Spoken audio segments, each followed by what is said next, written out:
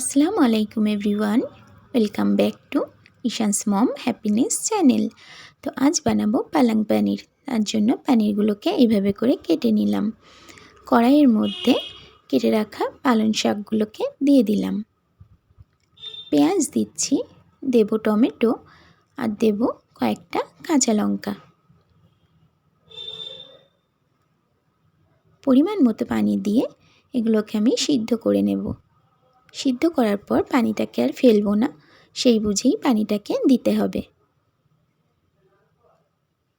সবগুলোকে আমি 10 মিনিট সিদ্ধ করে নিয়েছি। এরপর এটাকে এক সাইডে রেখে দেব ঠান্ডা করার জন্য। ওটা ঠান্ডা হতে থাক। এদিকে অন্য একটা কড়াইয়ের মধ্যে আমি সরিষার তেল নিয়ে নিলাম।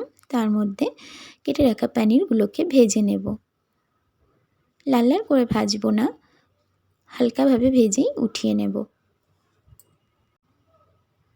পনিরগুলোকে উঠিয়ে নিয়ে ওই তেলের মধ্যেই আমি ফোড়নে দিলাম গোটা জিরা। এরপর সিদ্ধ করা পালং শাক, টমেটো, পেঁয়াজ, কাঁচা লঙ্কাগুলোকে খুব ভালোভাবে পেস্ট বানিয়ে নিয়েছি, সেটাকেই দিয়ে দিলাম।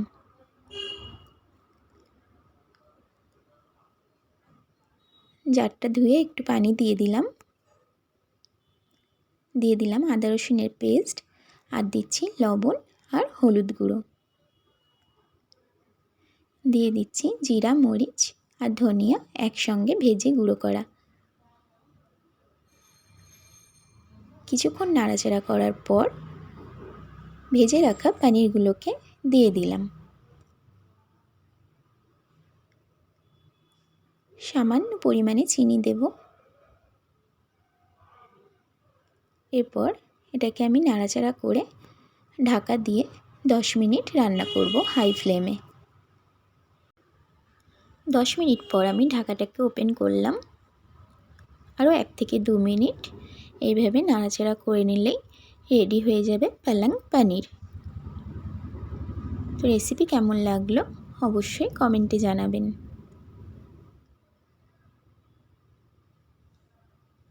আল্লাহ হাফেজ।